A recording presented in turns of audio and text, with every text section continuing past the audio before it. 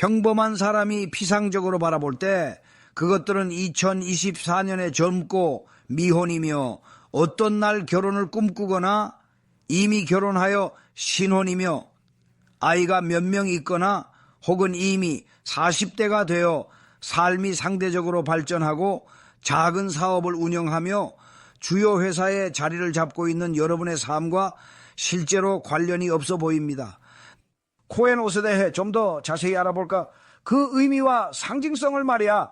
주간 파라샤를 삶의 지침으로 어떻게 적용할까? 구체적인 실천 방안을 찾아봐야겠어.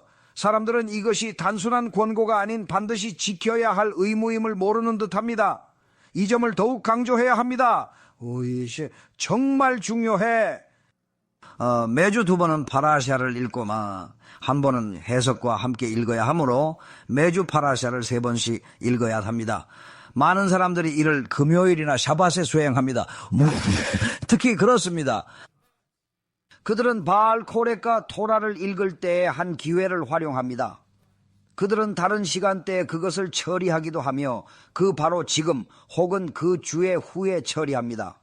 핵심은 당신이 손을 씻거나 코셔 음식을 먹을 때 축복을 해야 하는 것과 마찬가지로 모든 유대인이 매주 파라샤를 2번 읽고 파라샤에 대한 해설을 한번 공부하는 것이 할라카라는 점입니다. 겉보기에 삶과 무관해 보이는 파라샤가 있을 수 있습니다.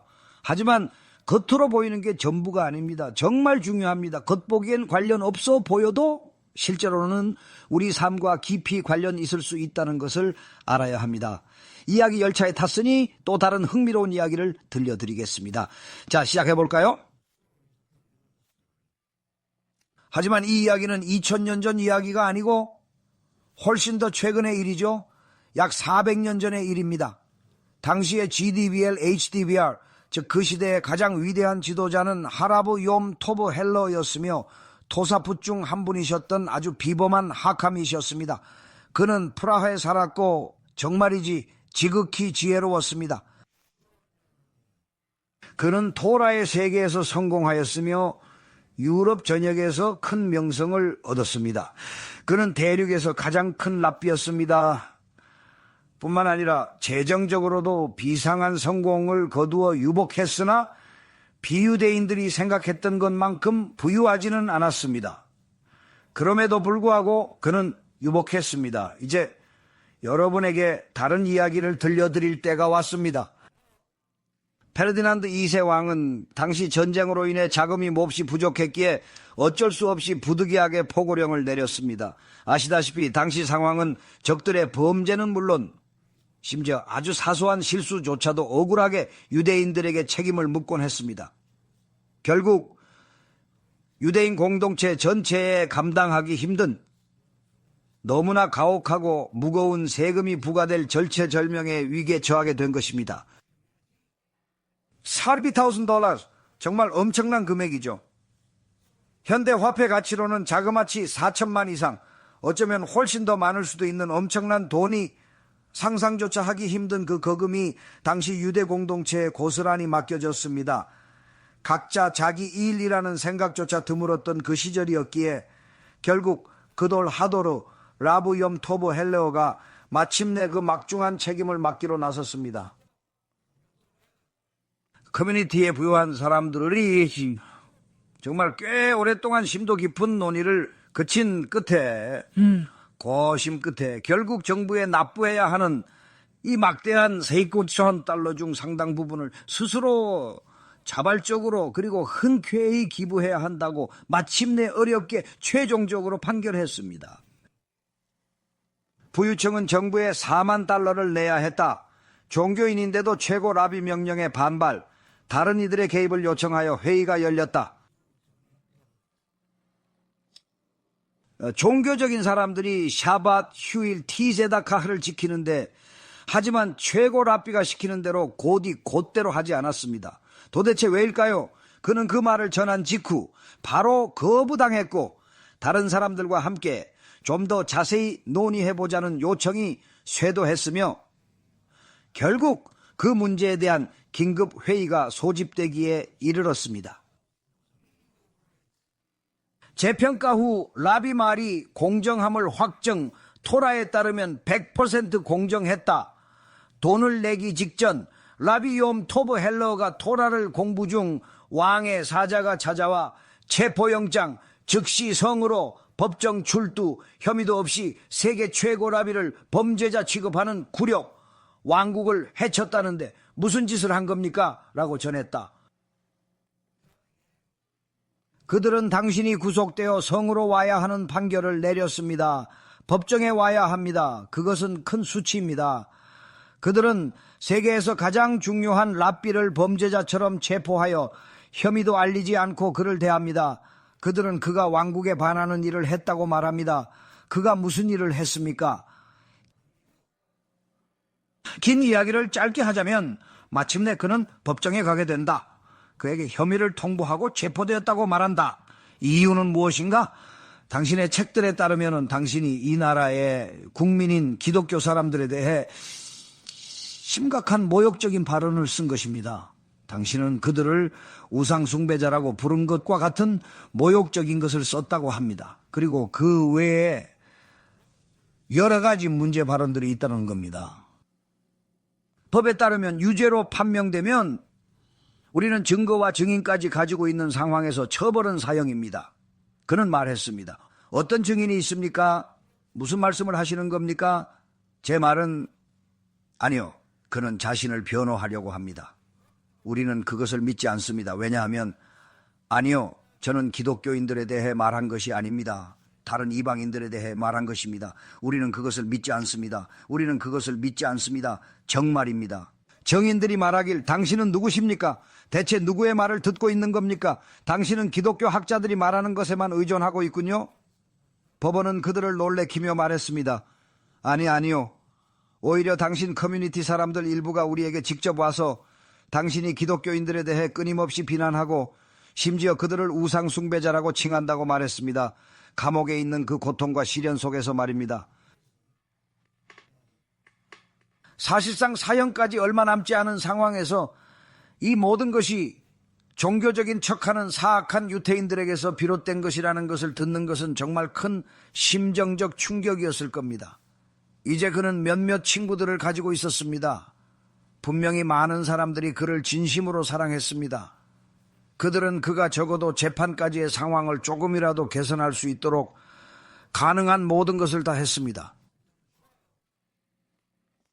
긴 이야기를 짧게 줄이자면 그의 친구 중 한 명이 그와 페르디난트 왕 사이의 만남을 주선할 수 있었습니다. 페르디난트 왕은 말했습니다. 네, 나는 당신의 사건에 대해 알고 있으며 또한 나의 친구인 당신의 친구들 때문에 당신의 이야기를 들을 용의가 있습니다. 당신의 이야기에 대해 무엇을 말하고 싶습니까? 전하, 이는 명백한 허위 고발입니다. 전에 대해 감히 이야기한 적 없습니다. 그가 묻습니다. 어떻게 그런 당신의 책에 기독교인을 우상 숭배자라고 명시하지 않았나? 그녀가 답합니다. 아니에요.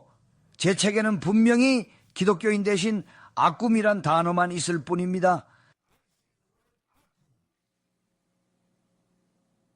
그리고 아쿰이란 전하, 다시 말해 외국의 신을 숭배하는 사람들, 즉 다른 신을 숭배하는 이방인을 의미합니다. 이는 반드시 기독교인만을 특별히 구체적으로 지칭하는 것은 아닙니다. 그래서 그는 왕에게 아쿰에 대해 설명하려고 합니다. 아쿰은 별, 달, 그리고 온갖 우상과 이방신들을 숭배하는 경우를 말합니다. 그리고 사실 그는 지금 기독교인을 언급하고 있는 것은 아닙니다. 물론 기독교는 우상 숭배로 간주되지만 그는 그에게 이것을 말하려는 것이 아닙니다. 그는 자신의 생명을 구해야 하기에 그렇게 말할 필요는 없습니다. 사실 당신들이 바로 우상 숭배자들이지만 제발 저를 죽이지 말아 주십시오. 우리는 아쿰이라고 부릅니다. 아쿰은 별이나 다른 우상을 숭배하는 사람들을 의미합니다. 반면 여러분은 삼위일체를 믿지만 우리 유대인에게는 이것이 금지되어 있습니다. 그러나 여러분은 자신이 믿고 싶은 것을 믿을 권리가 있습니다. 하지만 여러분은 실제 조각상에게 예배하거나 태양에게 기도하는 사람들과는 엄연히 다르다는 것을 말씀드립니다. 올로페레우디난드 왕은 물었다. 프라하이게 도대체 아쿰이라는 자들이 얼마나 있나? 신하는 매우 조심스럽게 답했다. 별로 없습니다, 폐하. 그 아쿰을 직접 본 적은 있는가? 폐하, 송구하오나 감히 말씀드리지만 감히 뵙지 못했습니다. 한 번도 없습니다. 도대체 그 족속들이 몇이나 된다는 말이냐? 유럽에는 왕께서 보시고 아시는 별들을 숭배하는 사람들이 있습니다. 그러므로 폐하, 제가 아는 바는 없습니다. 그가 말합니다.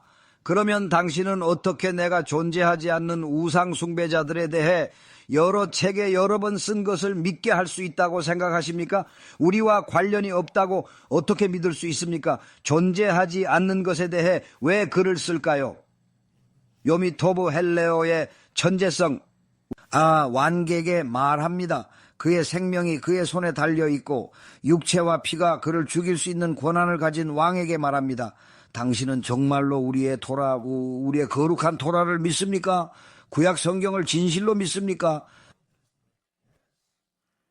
토라의 파라샤 테카벨을 아십니까? 네. 코헨 가돌, 즉 대제사장의 의복에 대한 파라샤가 있고요. 베이트 하미크다시, 즉 성전에 대한 파라샤도 있습니다.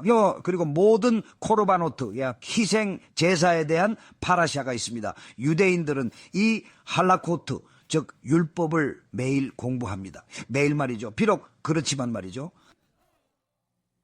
우리의 베이트 하미크다시가 파괴되었고 오늘날 코헨 가돌이 없으며 본질적으로 이 모든 법을 우리의 삶에 실제로 구현할 수 없지만 우리는 여전히 그것들을 공부합니다. 우리는 이것들이 살아계신 하나님의 말씀이라고 믿습니다. 이것이 바로 우리의 토라가 의미하는 바가 아닙니다. 단순히 오늘 우리가 무엇을 할 수 있는가에만 국한되지 않습니다. 우리가 배워야 하는 것은 하카도시, 신성한 말씀의 전체 본체입니다. 하카도시의 모든 말씀은 학습되어야 하며 오늘날의 삶에 명백히 적용할 수 있는 것, 그리고 반드시 적용할 수 없는 것 모두를 포함하여 모두 깊이 학습해야 합니다. 이것이 그의 생명을 구했습니다. 비록 그를 반대하는 논쟁이 유대 공동체 내부에서 거세게 일어나 심지어 그를 거의 죽일 뻔했지만 본질적으로 이것은 그러한 상황의 한 가지 중요한 예를 보여줍니다. 그리고 그 의미는 매우 큽니다. 실로 중요합니다.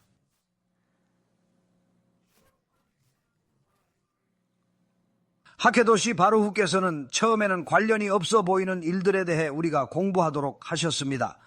우리는 다른 민족에게 빛이 되어야 하며 그들의 잘못된 관행을 따라가서는 안 됩니다. 모든 유대인은 남성이든 여성이든 자신이 유대인이라는 사실을 기억해야 합니다. 우리는 비유대인 휴일을 기념하지 않습니다. 그것이 아무리 무해해 보여도 말입니다. 그것은 질줄 무례입니다. 하셈의 이름을 욕되게 하는 결과를 초래할 것입니다. 우리 거룩한 토라와 우리의 명절들을 고수하십시오. 그것이 진정한 유대인의 길입니다.